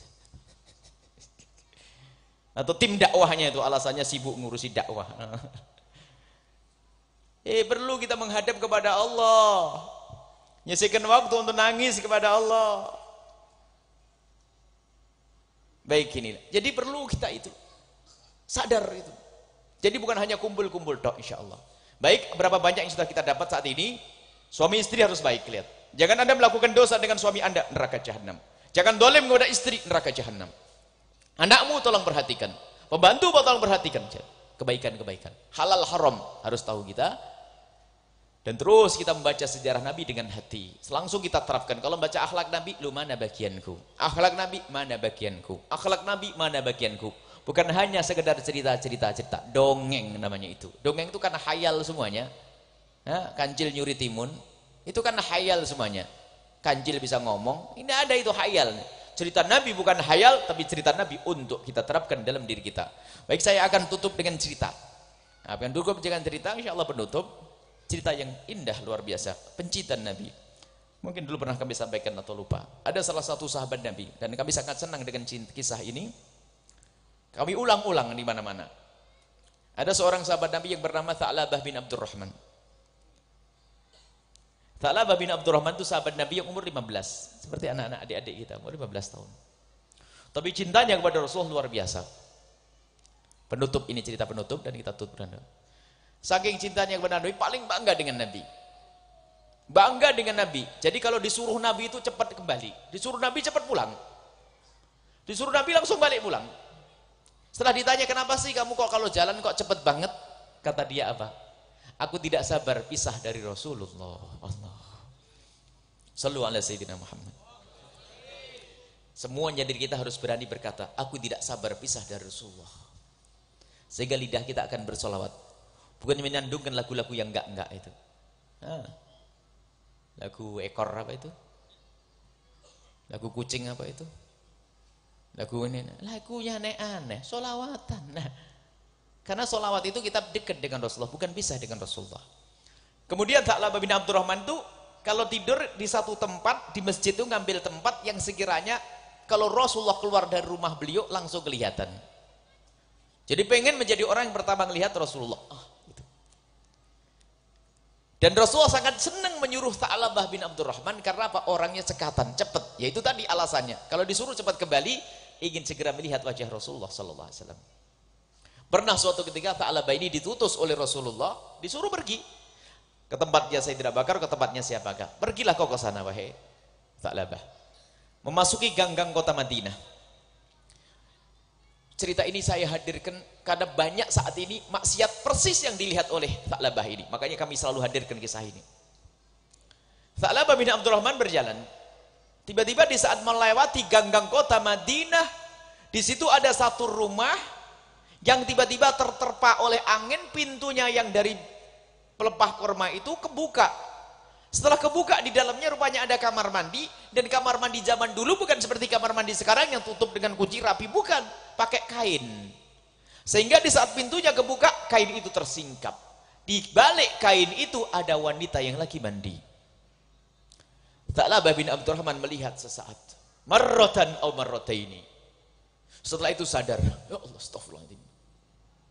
Dia istighfar, menangis. Aku ini lagi diutus oleh Rasulullah untuk tugasnya Rasulullah. Aku melakukan dosa, sungguh malu aku. Aku takut. Aku malu dengan Allah dan aku malu dengan Rasulullah. Saking bingungnya dia, gara-gara ngelihat semuanya. Itu kelihatannya pun tidak sengaja, karena ngikuti suara pintu. Bukan sengaja. Sampai beliau menangis sampai gak berani pulang ke Rasulullah. Takut ada ayat Al-Quran yang datang untuk menyebutkan tentang kejelekan Tha'labah bin Abdurrahman. Bingung dia, gak tahu pergi kemana dia. Pulang ke rumahnya, takut dicari Rasulullah. Bingung dia. Dan bingungnya ini bingung menyesal. Menyesal, kenapa aku harus melihat itu semuanya. Kenapa aku harus melihat itu semuanya. Sehingga dia pergi berjalan, tak tahu entah kemana dia. Mengikuti langkah kakinya. Rasulullah yang ada di masjidnya Nabi Muhammad mencari. Rasulullah yang di masjid mencari. Mana Tha'labah kau belum pulang? Tidak tahu ya Rasulullah. Di waktu sholat ditunggu. Waktu sholat berikutnya dicari. Waktu sholat berikutnya dicari. Hari pertama dicari, nggak ada. Para sahabat Nabi menjawab, ya Rasulullah, yang namanya anak-anak muda ya paling dia main ke sana. Baik. Hari kedua dan ketiga tidak ada. Lalu Nabi memerintahkan, tolong cari Tha'labah bin Abdurrahman sampai ketemu. Dicari, di ibundanya tidak ada, tetangganya nggak ada, semuanya nggak ada. Balik lagi ke Rasulullah, ya Rasulullah, nggak kami ketemukan Tha'labah bin Abdurrahman. Kemudian Nabi dengan wahyu memberikan isyarat, tolong cari kau di sana, di antara bukit itu dan bukit ini. Sayyidina Umar sama Sayyidina Salman Al-Farisi yang diutus. Berangkatlah Sayyidina Umar dengan Sayyidina Salman Al-Farisi. Pergi ke sana, ke tempat yang diisyaratkan oleh Nabi, tidak ada siapa-siapa. Hanya ada gerak dus hitam yang bergerak begitu dari kejauhan. Oh, gerombolan kambing. Mungkin itu yang gembala kambing. Jangan-jangan dia. Didekati ternyata oh bukan, orang tua. Lalu Sayyidina Umar berkata, Pak tua, Bapak, apakah Bapak melihat satu anak kecil di sini? Ciri-cirinya gimana? Cirinya adalah anaknya umurnya kurang lebihnya 15 tahun. Dan anaknya itu kalau jalan cepat. Dan anaknya itu periang. Sebab Tha'labah itu periang, senyum dak orangnya. Jangan seneng ketemu lagi, seneng. Jadi jalannya tetap senyum. Sehingga disifati oleh Sayyidina Umar, orangnya periang dan senyum terus. Kata pengembala kambing, oh, kalau orang seperti itu tidak ada di sini. Ada sih di sana di atas bukit itu, anak muda umurnya sekitar 15 tahun. Tapi tidak periang, tapi dia cengeng, nangis. Kalau turun nangis dia. Setiap sore turun nangis. Kata Sayyidina Umar lah, kalau memang suka nangis bukan. Kalau Tha'labah periang. Cuman Sayyidina Umar teringat Rasulullah mengisyaratkan di sini, barangkali dia. Oh, di mana Pak tempatnya? Ada di sana itu di atas tuh. Mungkin itu yang aku cari Pak, biar aku tunggu saja di sini. Kata Pak tua pengembala kambing, oh dia nggak akan berani turun kalau ada orang di sini. Dia hanya berani turun dengan aku karena sudah mengamati aku berhari-hari. Jadi kalau sore dia turun, kemudian dekat kepadaku, aku kasih susu, kenyang dia langsung naik ke atas. Selalu begitu setiap sore. Dan itu pun kalau sudah remang-remang menjelang maghrib itu. Terus gimana Pak? Kalau kamu pengen lihat dia, kamu sembunyi.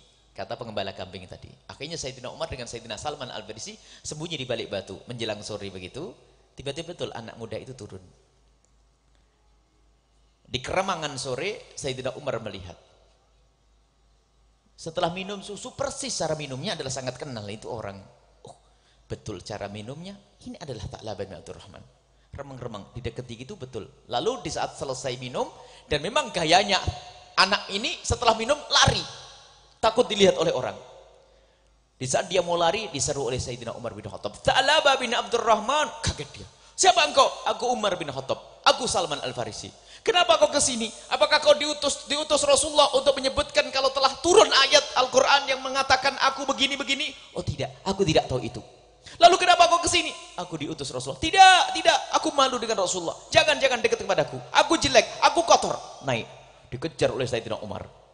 Dikejar lalu ditangkap, dipegang. Kamu harus pulang. Tidak, aku malu dengan Rasulullah. Aku malu dengan Rasulullah. Dipaksa pulang, dinaikkan di atas onta, bawa pulang.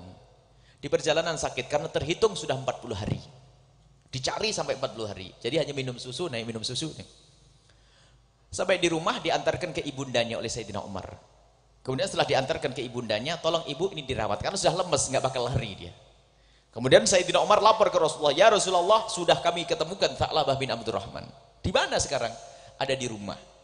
Bagaimana ya Rasulullah? Apakah harus aku gendong ke sini atau bagaimana? Tidak, aku akan ke sana, kata Rasulullah. Rasulullah datang akhirnya. Rasulullah datang mengucapkan salam, kemudian Tha'labah dipangku oleh Rasulullah. Setelah dipangku tiba-tiba turun sendiri. Tidak ya Rasulullah. Jangan dipangku. Kepalaku yang punya mata kotor ini jangan ada di pangkuan di pahamu yang suci ya Rasulullah. Dinaikkan lagi Tha'labah. Kemudian dinaikkan turun sendiri gelinding begitu. Ya Rasulullah malu jangan sampai kepalaku yang punya mata kotor ini ada di pangkuanmu yang suci ya Rasulullah. Ya Tha'labah, ada apa dengan engkau ya Tha'labah? Ya Rasulullah, aku tidak pantas mata ini melihatmu ya Rasulullah. Tidak berani melihat Tha'labah. Mataku kotor, mataku dosa, mataku maksiat ya Rasulullah. Apa yang kau lakukan Tha'labah? Dosa apa yang telah kau lakukan ya Tha'labah? Cerita Tha'labah, ya Rasulullah, sungguh aku malu denganmu. Engkau mempercayaiku untuk engkau perintahkan aku pergi ke tempat yang kau maksud. Akan tapi ya Rasulullah, di tengah jalan aku melihat seperti ini ya Rasulullah. Sungguh mata ini kotor ya Rasulullah. Tidak pantas melihatmu dan tidak pantas di atas pangkuanmu. Diangkat lagi Rasulullah, duduk sana. Dudukkan Tha'labah. Apa yang kau inginkan? Apa yang kau inginkan Tha'labah? Aku malu ya Rasulullah, aku ingin selalu denganmu ya Rasulullah, tapi aku sudah melakukan dosa seperti itu, aku malu untuk duduk denganmu. Apa yang kau inginkan? Aku ingin diampuni oleh Allah. Allah sudah mengampunimu wahai Tha'labah. Apa yang kau inginkan? Aku ingin selalu bersamamu ya Rasulullah. Engkau akan selalu bersamaku wahai Tha'labah. Baru tenang Tha'labah. Setelah itu apa? Ya Rasulullah, di kulitku ya Rasulullah. Ada apa kulitmu? Antara kulit dengan dagingku itu seperti ada semut yang merayap ya Rasulullah. Antara kulit dengan daging seperti ada semut yang merayap. Kata Rasulullah, ya Tha'labah, itu artinya ajalmu sudah dekat. Nyawamu sudah mau dicabut. Sekarang ucapkan kalimat la ilallah atau kalimat syahadat. Ditalkin, dibimbing oleh Rasulullah mengucapkan asyhadu an la ilaha illallah wa asyhadu anna Muhammadar Rasulullah. Setelah Tha'labah mengucapkan syahadat, terpejam matanya dan meninggal.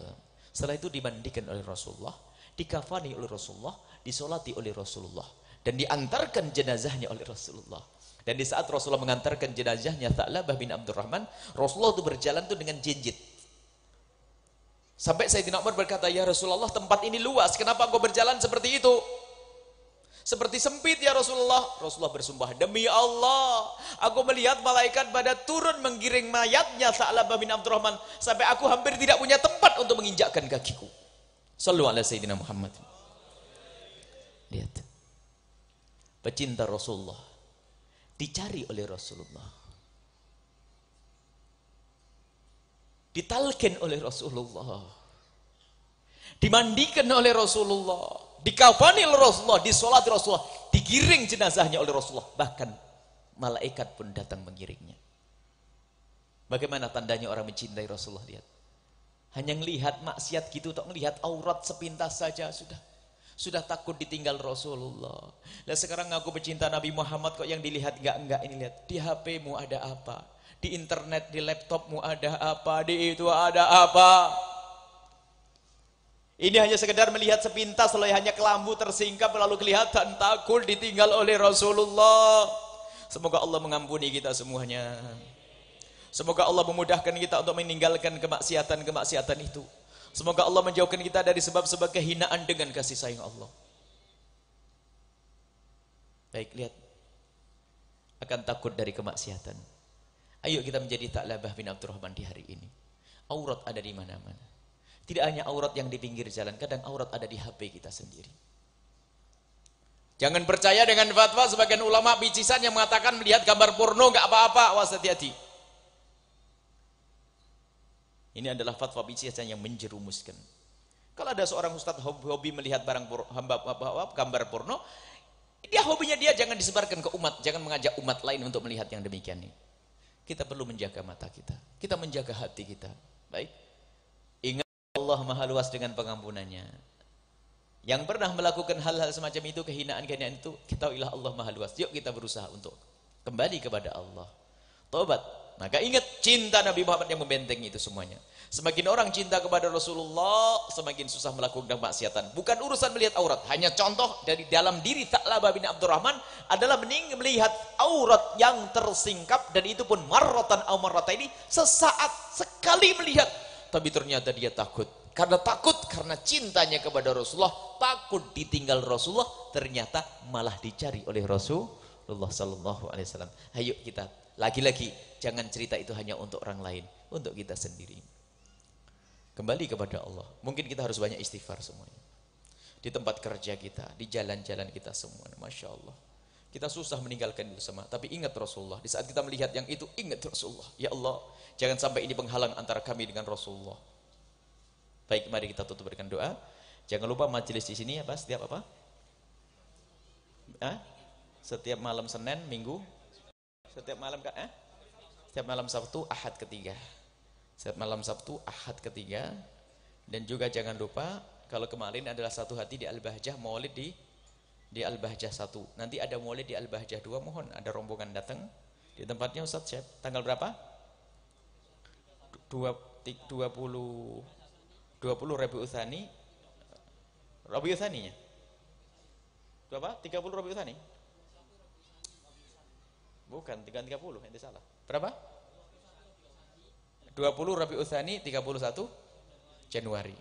20 Rabiul Tsani tanggal 31 Januari. Biar kenal dengan gurunya nanti. Tempatnya seperti apa. Ini saja insya Allah. Mohon maaf jika yang kami sampaikan saat ini agak keras sekali. Kami rindu, kami itu pernah mendengar satu keluarga suami istri kok mesra banget, ya Allah, senang gitu. Indah betul kalau lihat. Saya bangga kalau lihat ada orang tamu itu.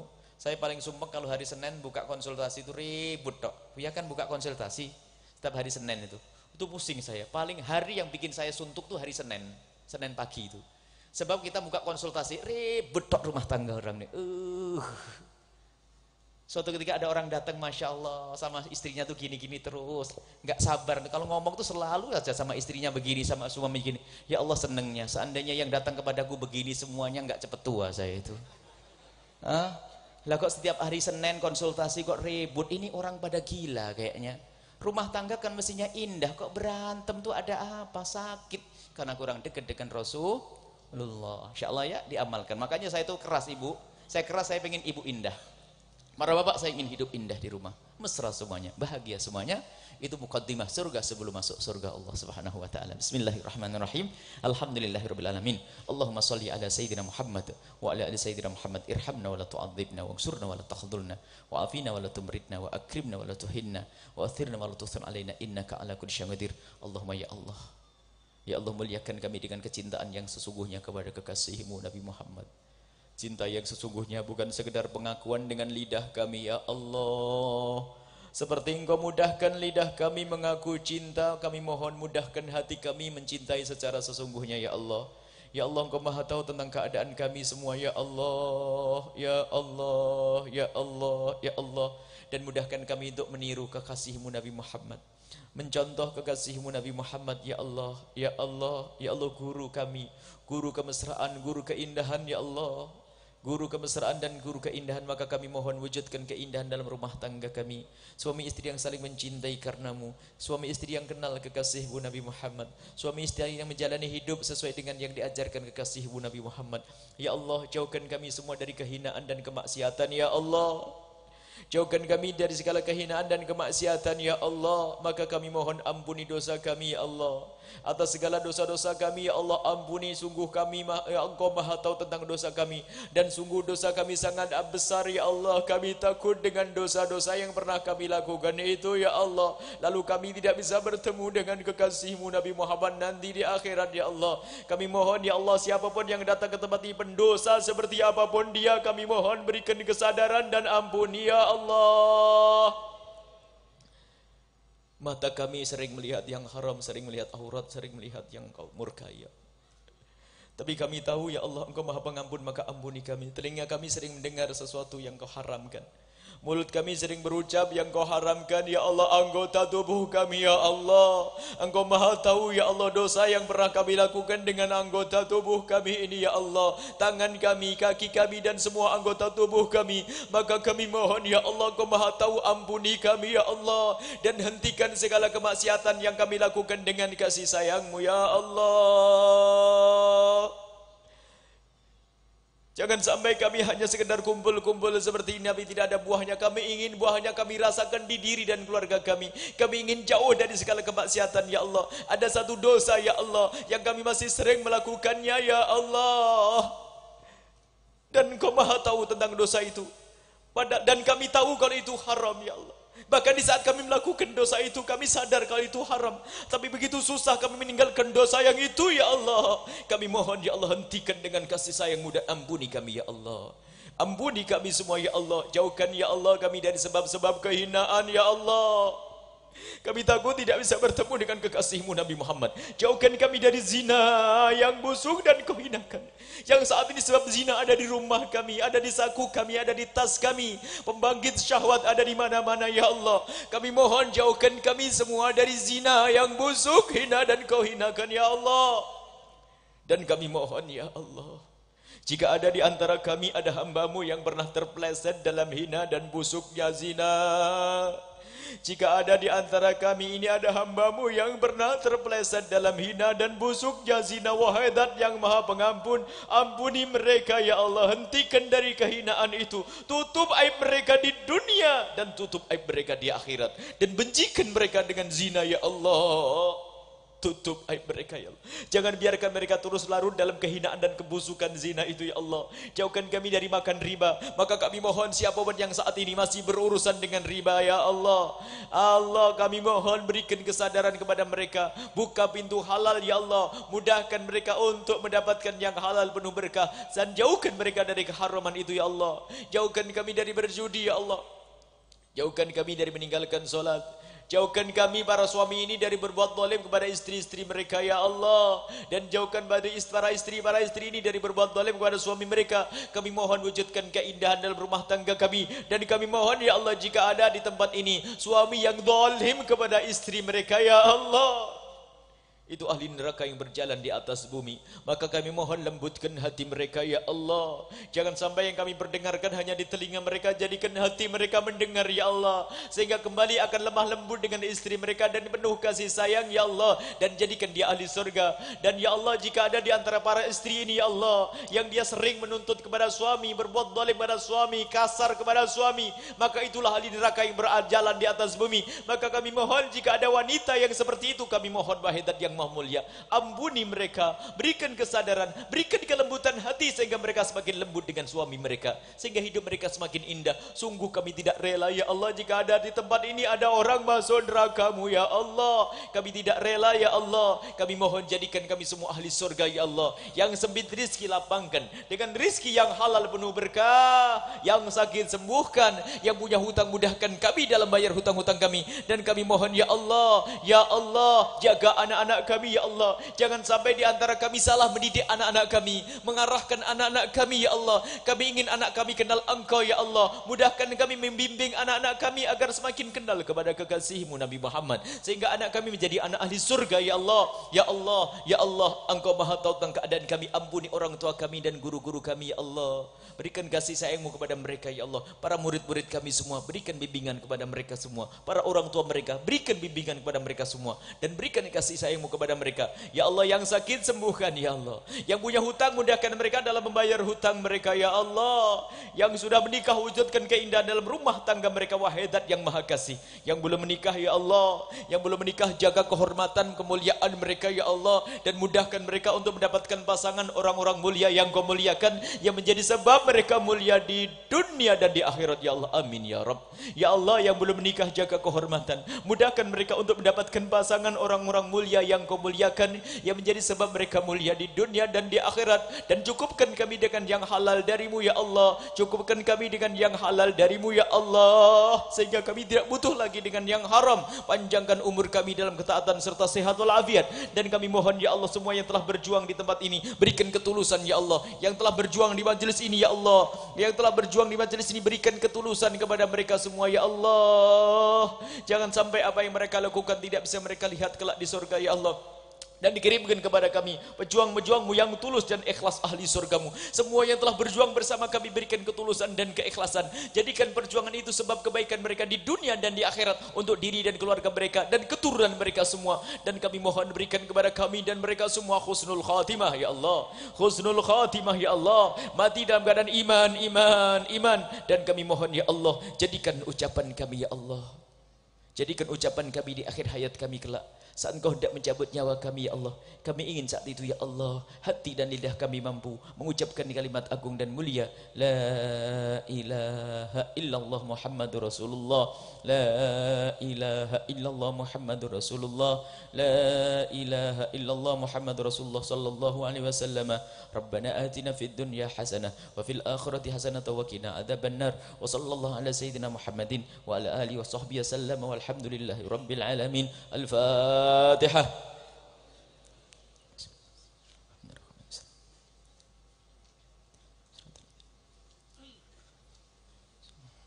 Terima kasih, mohon maaf, mohon doa selalu, wabillahi taufiq hidayah. Assalamualaikum warahmatullahi wabarakatuh.